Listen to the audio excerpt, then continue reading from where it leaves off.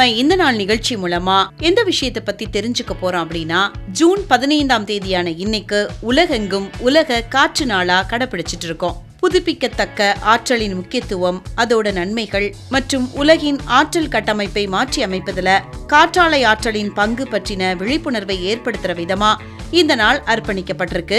ஐரோப்பிய காற்றாலை ஆற்றல் சங்கம் மூலம் 2007ஆம் ஆண்டு காற்றாலை நாள் அப்படிங்கிற பெயர்ல இது முதல்ல தொடங்கப்பட்டிருக்கு. 2009ஆம் ஆண்டு உலகளாவிய காற்றாலை ஆற்றல் கவுன்சில் இதோட இணைஞ்சு உலக காற்று நாள் அப்படின்னு சர்வதேச அளவில் அங்கீகாரம் பெற்றிருக்கு. நிலக்கரி, பெட்ரோலியம் போன்ற புதைப்படிவ எரிபொருட்களுக்கு மாற்றாக சுற்றுச்சூழலை மாசுபடுத்தாத இயற்கை ஆற்றலை பயன்படுத்துறத ஊக்குவிக்கிற விதமா இந்த நாள் நாம கடைபிடிச்சிட்டு இருக்கோம்.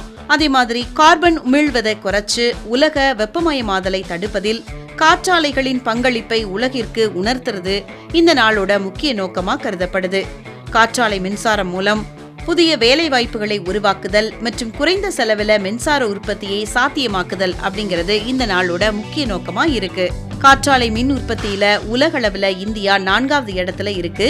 இந்தியாவிலேயே காற்றாலை மின் உற்பத்தியில தமிழ்நாடு முதல் இடத்துல இருக்கிறது குறிப்பிடத்தக்கது. குறிப்பா முப்பந்தல் பகுதியில அமைஞ்சிருக்கிற காற்றாலை பண்ணை உலகத்திலேயே மிகப்பெரிய நிலப்பரப்பு காற்றாலை பண்ணைகள்ல ஒன்றா இருக்கு. ஜூன் 15ஆம் தேதியான இன்னைக்கு எதனால நம்ம உலக காற்று நாளா கடைபிடிச்சிட்டு இருக்கோம் அப்படிங்கறத இந்த நாள் நிகழ்ச்சி மூலமா நிறைய விஷயங்களை தெரிஞ்சுக்கிட்டதுல மிக்க மகிழ்ச்சி அடைகின்றோம்.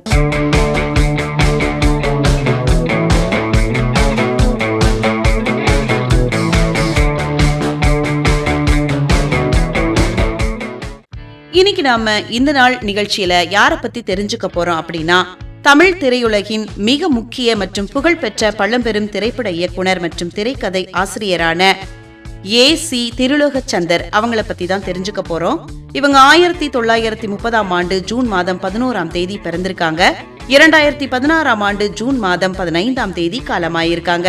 இவரு நடிகர் திலகம் சிவாஜி கணேசனை வைத்து 1969ல இயக்கிய தெய்வமகன் திரைப்படம் ஆஸ்கார் விருதுக்கு பரிந்துரைக்கப்பட்ட முதலாவது தென்னிந்திய தமிழ் திரைப்படம் அப்படிங்கிற வரலாற்று சிறப்பை பெற்றது.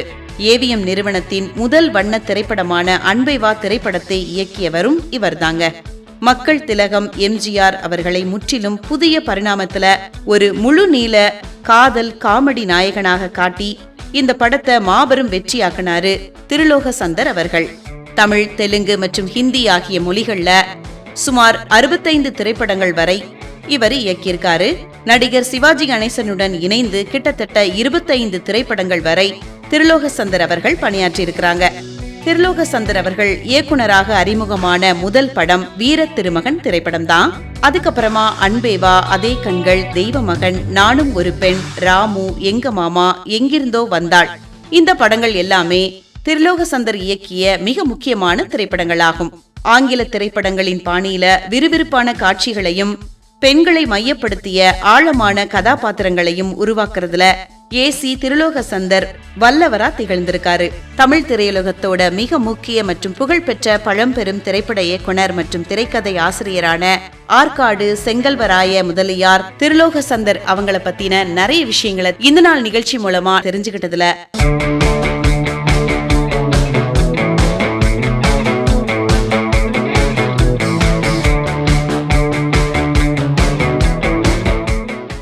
நாம இந்த நாள் நிகழ்ச்சி மூலமா யார பத்தி தெரிஞ்சுக்க போறோம் அப்படின்னா, தமிழ் திரையுலகத்துல ஈடு இணையற்ற இயக்குனர், நடிகர் மற்றும் திரைக்கதை ஆசிரியரான மணிவண்ணன் அவர்களை பற்றி தான் தெரிஞ்சுக்க போறோம். 1953ஆம் ஆண்டு ஜூலை மாதம் 31ஆம் தேதி மணிவண்ணன் அவர்கள் பிறந்திருக்காங்க. அதே மாதிரி 2013ஆம் ஆண்டு ஜூன் மாதம் 15ஆம் தேதி இயற்கையை எழுதியிருக்கிறாங்க. தன்னோட கூர்மையான அரசியல் வசனங்களாலும் யதார்த்தமான நையாண்டி நடிப்பினாலும் தமிழ் நெஞ்சங்கள்ல நீங்காத இடம் பிடிச்சவரு மணிவண்ணன் அவர்கள் அப்படின்னு சொல்லலாம். மணிவண்ணன் அவர்கள் கோயம்புத்தூர் மாவட்டத்தில் உள்ள சூலூர்ல பிறந்திருக்காங்க.